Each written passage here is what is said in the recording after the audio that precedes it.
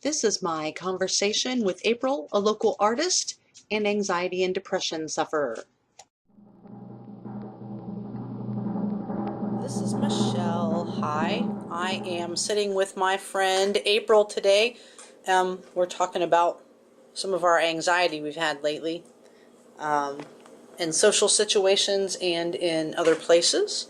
Hey April, how you feeling today? Today's a good day. How are you doing? Hey, today's a great day, isn't it? That's great. So tell me what types of situations more is for your anxiety? What are not necessarily the triggers, we'll get into that later, but what situations prompt it mostly? Is it the thought? Do you, fester on it for a while when you know you have something big coming up that you have to do? Does the thought of it give you anxiety? Or is it when you are actually going out to, go do things? Is it like a public issue or? It's both, actually. My anxiety peaked about 3 years ago when I started with a chronic illness. And a lot of times it'll start like that. I had struggled for years with it, only in situations when I had to be in a car. Really? I was in a lot of car wrecks when I was a kid because the adults didn't drive very well. And then I caused a very bad car wreck myself when I was 19 or 20, so the doctor diagnosed it as PTSD. So I didn't have problems unless I was in certain driving situations like bad weather or on the highway at night. And then now it's so bad I cannot drive the car alone, even in 25-mile-per-hour zone. And that's how it started.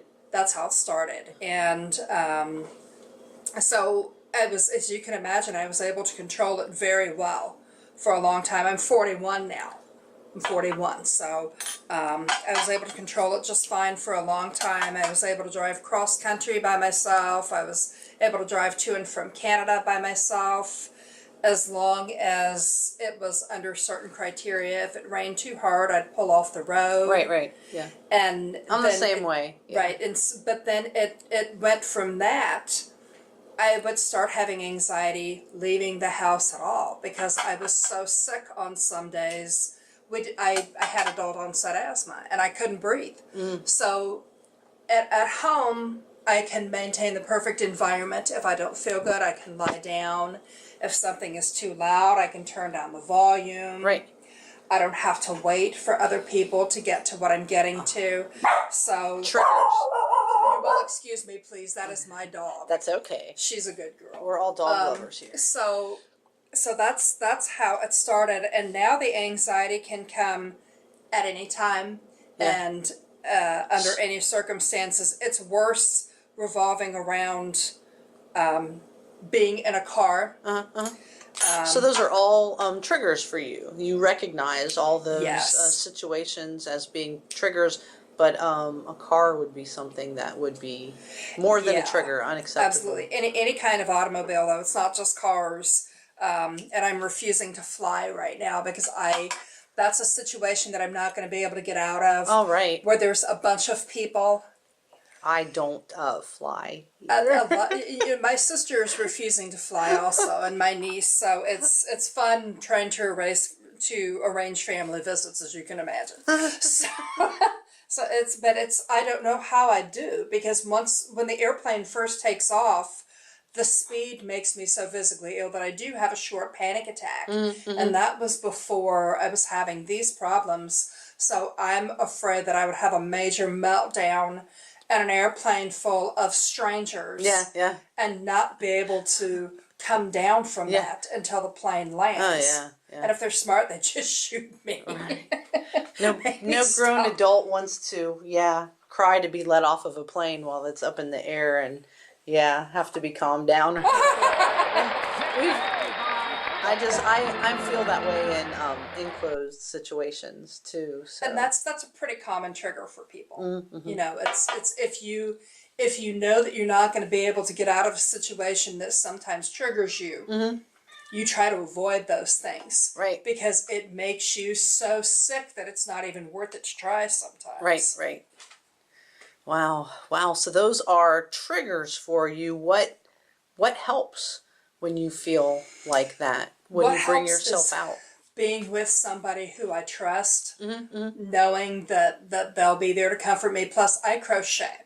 I'm the crochet lady. I'm the cat lady. I'm the cooking and baking lady, and I'm the crochet lady. Right. I can't take my cat places with me, and my dog is psycho. I love her to death, but she would not be a good therapy dog, and I don't want another dog.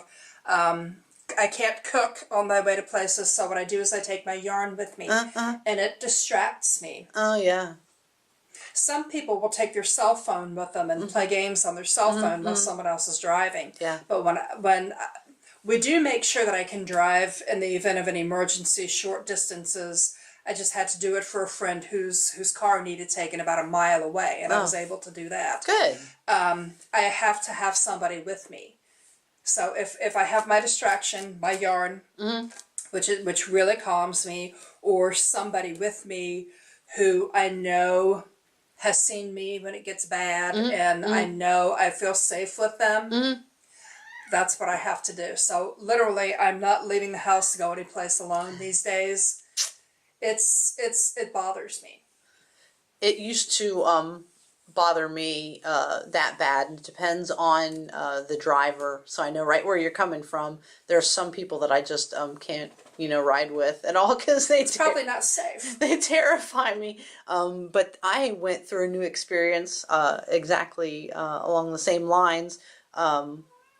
At work, having to ride with other people and people that I didn't know and that didn't know me, and they didn't know, how I felt about it. And a couple of times I just took a deep breath and just kind of said, "Oh my," or whatever when they, were speeding and weaving around. Or, one time I think I put my hand over my eyes really quick when they had to hit their brakes, but I didn't, yell out to them or say anything, or, I didn't have a meltdown. But yeah, it was kind of obvious, and I think they realized that they were making me uncomfortable a couple times, and maybe I don't, realize I don't drive like that, and they, kind of stopped it. And I thought at first that it was just, a sign of aging, but I don't think that anymore, because I've met lots of people that are younger than me that drive slower than me, and then there's people that are older than me that take off like you wouldn't believe. So yeah, I kind of tore that stigmata down in my own mind. So but yeah. So what are other soothers for you, other than just when the car stops or you get off the plane? Or This is going to sound goofy, but I keep something to drink with me. One of the problems that I've had is swallowing difficulties. Of course, it hasn't helped me lose any weight, unfortunately.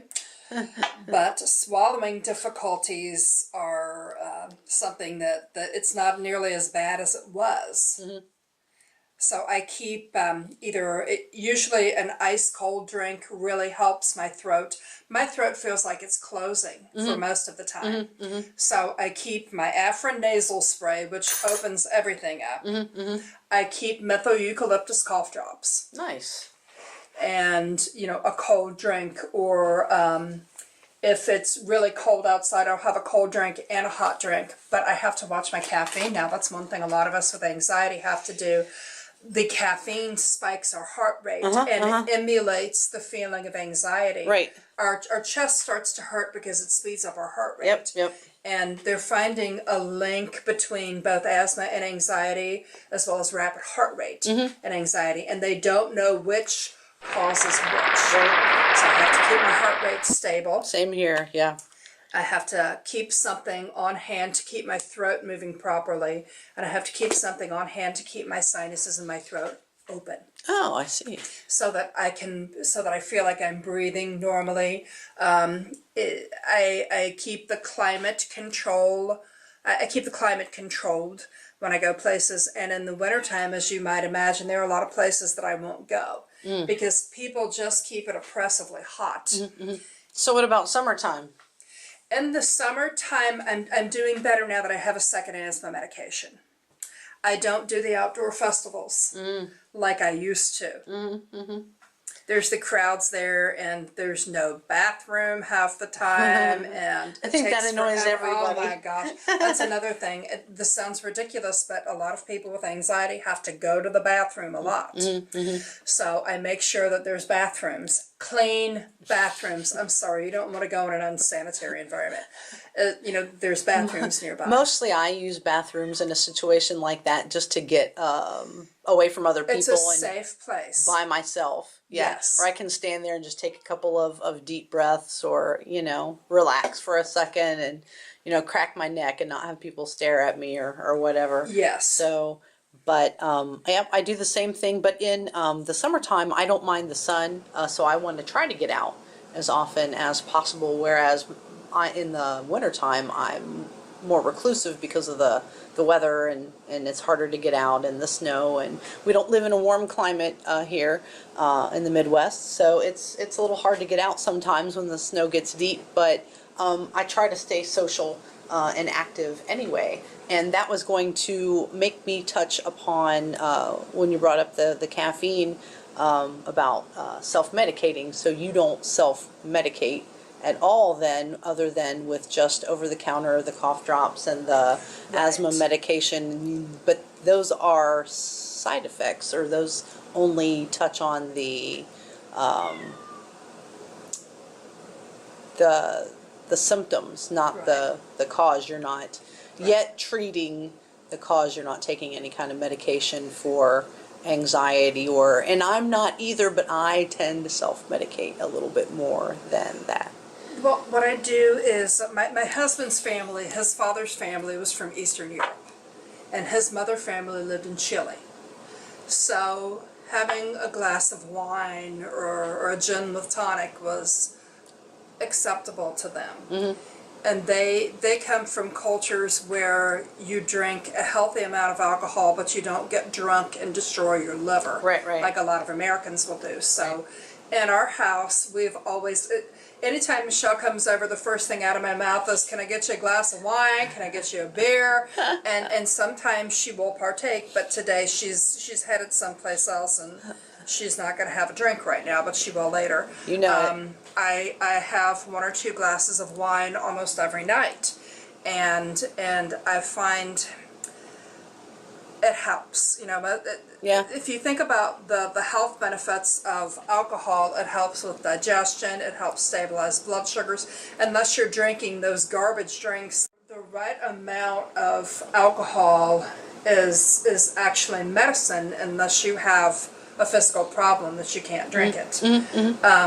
I cook almost all of our meals at home. So we eat a lot of fruits and vegetables and healthy foods. Don't get me wrong, I love deep fried chicken, and I'll have French fries maybe twice a month, and maybe a small bag of chips once a month. But for the most part, right, eating healthy foods, drinking a lot of water, I take my vitamins. To me, that's a form of medication. Psychiatric drugs have never helped me. I have very bad side effects from them, and the withdrawal makes me so sick. So if there was something that would work, you bet your ass I would take it. And I know some people that the psychiatric medication is a miracle for them. But unfortunately for me, I'm not one of those people that have been helped. Right. Well, you're on the right track, it sounds like, to me, and we're not doctors and we're not experts. We're just talking about how it affects us and what we do and what helps and what hurts. I self-medicate with my animals. Yeah. I have animals. I have 3 cats and a dog. So thanks for bringing that up. Yep. Pet therapy is really, really important, and it helps both of us, right? Yes. Yeah. Well, we're pet mamas. We're cat and dog mamas. They need us too. And animals lower blood pressure, except when they break something, and that raises blood pressure. They're not judgmental. They're good listeners. They are. You don't have to explain yourself to them unless you want to. You must have less cats than I have. I have 0 cats. You always have to explain yourself to a cat. Like, explain why you're not giving me your dinner. Yeah, our puppy kids, my husband and I do a good job of dealing with the little dickering that goes on back and forth in between all of our puppy siblings that we have, but they're good. They're good kids, so. It's entertaining. And another thing, they're good company. If I could take them everywhere I go as more of the help animal, I definitely would, and it's a real trial for me to have to leave them behind sometimes. I get anxiety a lot. If I could just take them on all my activities and throughout the day, then that would make my life a lot more brighter. Definitely, it would help my depression, because I think about them and the sick one, and so, yeah. They're good at making us feel guilty for leaving them. Yeah, they are. They are. That's what gets to me. That's what bottoms me out, you know, when I have to leave home and I start having that anxiety. But in other places as well, large situations with a lot of people, maybe that I don't know, and for that reason, I step outside my comfort zone as often as possible, not just once or twice, every now and then, as often as possible, to keep testing my comfort zone. And I'm only comfortable when I'm doing that. When I notice that I am indulging myself, that's when unhealthy things start for me. So I keep pushing the boundaries of my comfort zone constantly. Yeah, that's very important. I mean, there are going to be some days when you just can't. But if I only did what I felt like doing, I would do very little. Right. And then I start to get that cabin fever, and I start to experience the guilt and shame. Sometimes if I'm having an especially bad time, we'll start to leave, and then we'll come back for a little bit, and then we'll go out again. Yeah. That is ideal for me to do work in short spurts like that, and I've been able to orchestrate my life to come and go and do that. So yeah, and that's the key. You have to know what your tolerance levels are. You be hysterical 24/7, pushing yourself so hard, but the reality is there are very few people who can just do only what they're comfortable with. And for those of us who suffer from anxiety or depression, it's 1,000 times worse for us. yeah. So, I mean, like, for example, we went on a road trip right before Thanksgiving last year to go and see my sister. And I took a lorazepam every day on the road trip to try to keep anxiety at bay. And then I quit it cold turkey when we got home. And I had such bad withdrawal that I was practically in convulsions, shaking so hard the very next time we got on the highway. So I'm coming back from that, and prior to that I was doing pretty well. So it's been maybe 8 months now, and I've been on the highway twice since then. It's just, and I know that, you know, eventually I'm going to have to get back to going places on the highway again, but it's making me so physically ill. But when I first got home, getting in the car at all made me shake really bad. So what we deliberately did was every day we would short trips every day, and I was hysterical the whole way, but eventually it started to subside. Good. So, and it still happens occasionally, but not every day for the first couple of weeks that we were home like it was. Good. I don't take the freeway as much as I probably could. I avoid it as well, and but I take it when I need to, but I have to mentally prepare to do it. Well, it's just built for some of us. Yeah. What my husband has anxiety too, and if he sees, mine too. Yeah. Yeah, if my husband sees a bad car accident someplace, he will avoid that road until I talk him into driving there again. Yeah. Right now, my husband doesn't drive the freeways either, so he takes back roads everywhere that he goes, and he's willing to leave home to get, you know, to work every day, you know, so much earlier, just so he doesn't have to take the freeway to do it as well. So it looks like we're all in the same situation, and I don't know if we got connected with people that are like us in that way because we are that way as well, or if it's just sheer coincidence. But yeah, I did not know that about my husband right away either. So that wasn't something we were able to bond over until after we were married.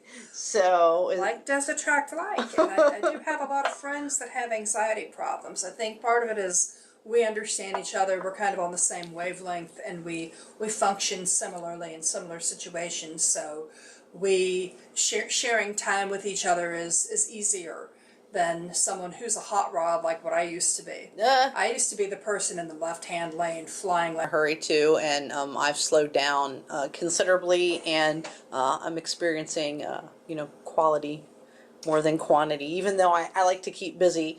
My husband taught me that as well. So, and my panic attacks have been fewer in between. So, but again, I don't take medication either for those. Would you if it helped you? I probably would if it did, because I struggle with it, and I don't want it, one, to get any worse, or two, I'm tired of it being in my way all the time. And I mean, if it gets any worse, I don't know what I would do. I'm able to do a lot of the things that I want to do now, Right. and others I just find out a way to make them work. So not driving the freeways, taking extra time, scheduling a couple things less each week, unfortunately, just simplifying my life, and taking it down a notch, if you will, realizing what's important and what's not. And 10 years ago, if you would have told me, I wouldn't have been the same, go-getter, fast-paced, I can do everything kind of person, that I would be interested in slowing things down and easing in to the latter part of my life a little more comfortably. I mean, I guess that's a natural transition, but I don't want to get that confused with that feeling of panic. So Yeah. that's what's scary. And so I guess the only other thing I'm going to ask you is, what do the most about people that don't understand or don't suffer from panic attacks? That you mentioned earlier that they think you can just wish it away. Yeah, and I wish I could. Yeah. I totally would. If I could wish anything to be, I would be so rich and so thin. Yeah. It's classed as a mental problem. People who do not have problems like this do not understand the science behind it. Uh-huh. And I don't think I do either. Right, but the medical reality of it. It's like having a blood type. It's just part of your body. Mm-hmm. It's not something you can change by willing it to be so. Mm-hmm.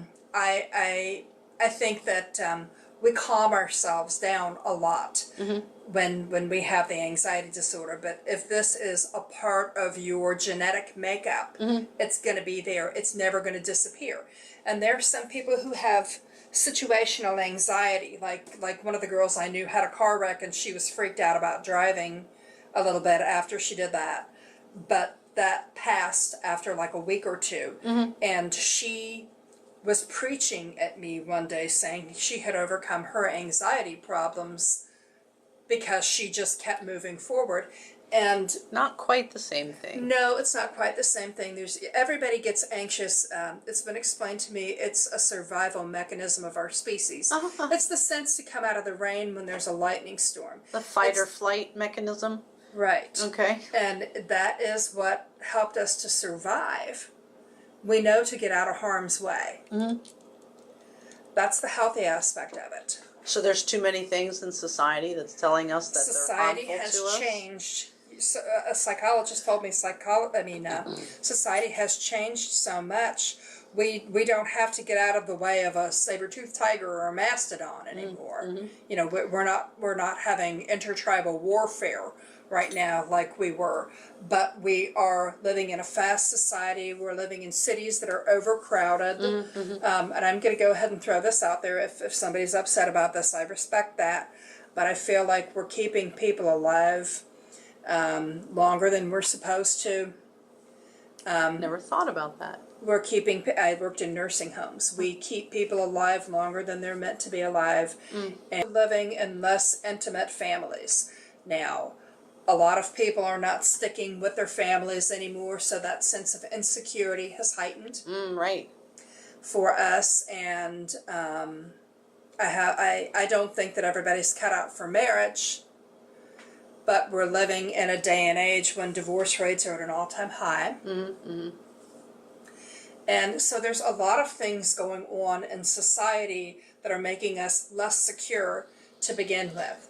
So we're exacerbating all of those things. We're living in a more individualistic society. We're less likely to reach out and ask for help. Everyone's so me oriented. Right. And in a lot of ways that's very good, because that's dissolved the constrictive gender roles that led people to be miserable, and there's no sense in staying in an unhappy marriage. But in general, we have less intimacy in our relationships than prior generations did, and that's good, but that's also bad for those of us who have anxiety. I have no contact with my family here in Columbus, family dynamics. My father's side of the family would help me, but they're down south. They can't move here, I can't move there. So I have friends who I love, but I don't want to lean on my friends too much. So if we're living so long and then saving lives with medical science, and society is changing, and we no longer need our fight and flight responses, and we're getting this anxiety being torn away from our cultural centers and all those other things that we want to think about adding and with being a part of society. That leads us to the very last and final point. Especially right now, there's a lot going on with people just deciding that it's not worth the whole risk, and it's not worth the whole fight, and just giving up. And that's been happening a lot lately too, and that's in the news and all over the place, and people are torn about that. And while I'm of course sympathetic, I don't want to give people the impression that that's okay. I don't want to say that that's a Suicide is an option. It's not an option. For whatever reason, you want to get help, or you want to overcome, or you just need someone to talk to. Either way, whether you consider it a choice or not, and getting into all that, it shouldn't be an option that is okay. It's not okay in my mind. So not that we all haven't thought about it, we all haven't been there, and I understand depression, believe you me, but if it were to get that bad for me, I would want to talk to someone about it. You definitely want to avoid suicide at all costs. For me, I'm just gonna touch on this shortly. I believe in reincarnation. Yeah, me too. For me, I will tell you the truth. There was one day when I was so sick with the not being able to breathe, and we didn't have a diagnosis on the asthma yet, and the pain was so bad, the dizziness, the inability to concentrate. I had panic attacks that almost made me pass out, asthma attacks that almost made me pass out, and I was so terrified. I had woke up, I had stopped breathing while I was sleeping, and it was the worst pain I ever felt in my life. And this had been going on for a while. It looked like I was going to have to not work. I've not worked full-time for 3 years, and that's killing me, literally. But there was one day about maybe a year and a half, 2 years ago, I was so sick, and it was on a Saturday, and I had woke up like that, and I asked my husband. He didn't have to go into work that day.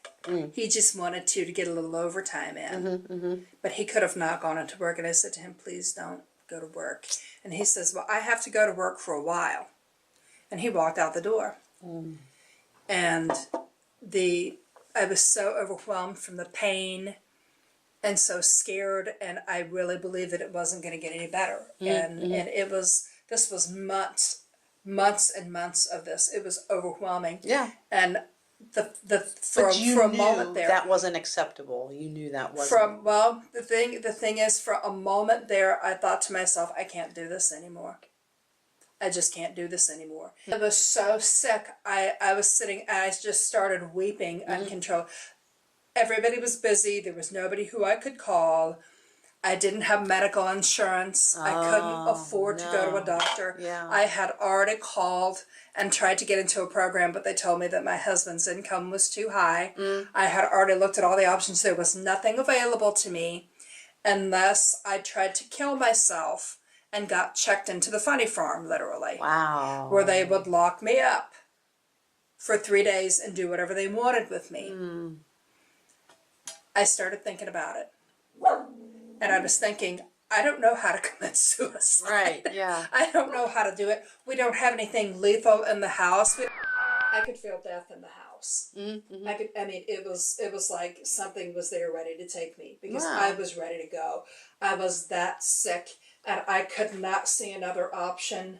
There was nobody I could talk to. I couldn't afford to go to the doctor anymore. You felt like there was no way out. They were just doing the ruling out process.